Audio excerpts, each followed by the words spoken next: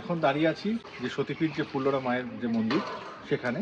আর পেছনে আমার পেছনে যেটা দেখছেন এটা হচ্ছে সেই পুকুর যেখান থেকে মায়ের সমস্ত কিছু স্নান থেকে শুরু করে সমস্ত কিছু জল পুজোর কাজে যাবতীয় ব্যবহারের যে জল সেটা এখান থেকে নেওয়া হয়, এই সেই পুকুর। আর ঠিক এই পুকুরের উল্টো দিকেই কিন্তু একদম শটান সম্মুখ বরাবর মা ফুল্লরার অধিষ্ঠান। এবং এই দেখতে পাচ্ছেন সামনেই মন্দির ফুল্লরা মায়ের। একটুখানি কাছ থেকে এগিয়ে এসে দেখানোর চেষ্টা করবো।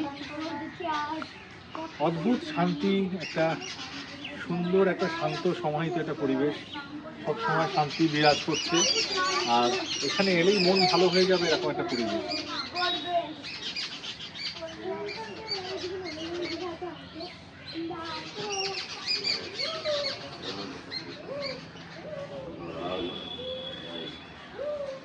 এখানে দেখতে পাচ্ছেন যজ্ঞের উপযোগী সমস্ত কিছু তৈরি হচ্ছে, আজকে হোম বা যজ্ঞ কিছু আছে।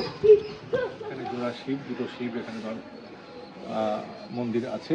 আর ঠিক তার পাশেই এখানে শায়িত আছেন সেই সমস্ত সাধকেরা যারা বিভিন্ন কালে এখানে এই মন্দিরে এসে সাধনা করেছিলেন। আজ তাদেরই সমাধি এই মন্দিরেরই চত্বরে। অপূর্ব এক মানে ভক্ত এবং ভগবানের পাশাপাশি একসঙ্গে থাকার একটা অদ্ভুত একটা উপাখ্যান এই ফুল্লরা মন্দির চত্বরে পাবেন। খুব সুন্দর একটা ভক্তদের বসে আরাধনা করার একটা স্থল এখানটা।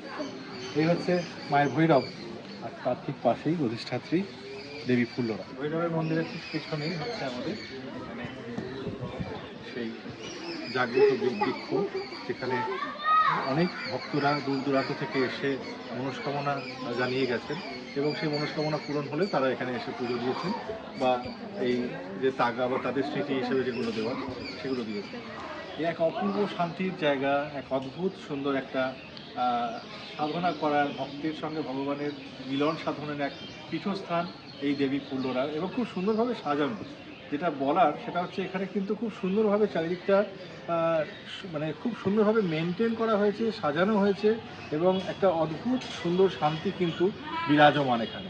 এদিকে দেখাবো ভোগ রন্ধনের কক্ষ। আর এখানে হচ্ছে পঞ্চমুণ্ডির সেই আসন, যে আসনে জাগ্রত আসন, পঞ্চমুণ্ডির আসন, যে আসনে যুগ যুগ ধরে হয়ে এসেছে এই মন্দিরে এই মায়ের কাছে আরাধনা।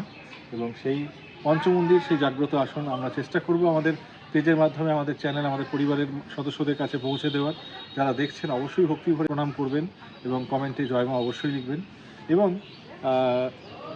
যদি এই ভিডিওটি আপনার কাছে ভালো লাগার একটা অনুভূতি তৈরি করে, তাহলে অবশ্যই ভিডিওটি শেয়ার করে নিজের এবং নিজের প্রিয়জনদের কাছে পৌঁছে দেবেন, টাইমলাইনে রেখে দেবেন এবং কমেন্টে জয়মা ফুল্লরা অবশ্যই লিখবেন। দেখা হচ্ছে আবার পরে কোনো একটা ভক্তিমূলক ভিডিওতে।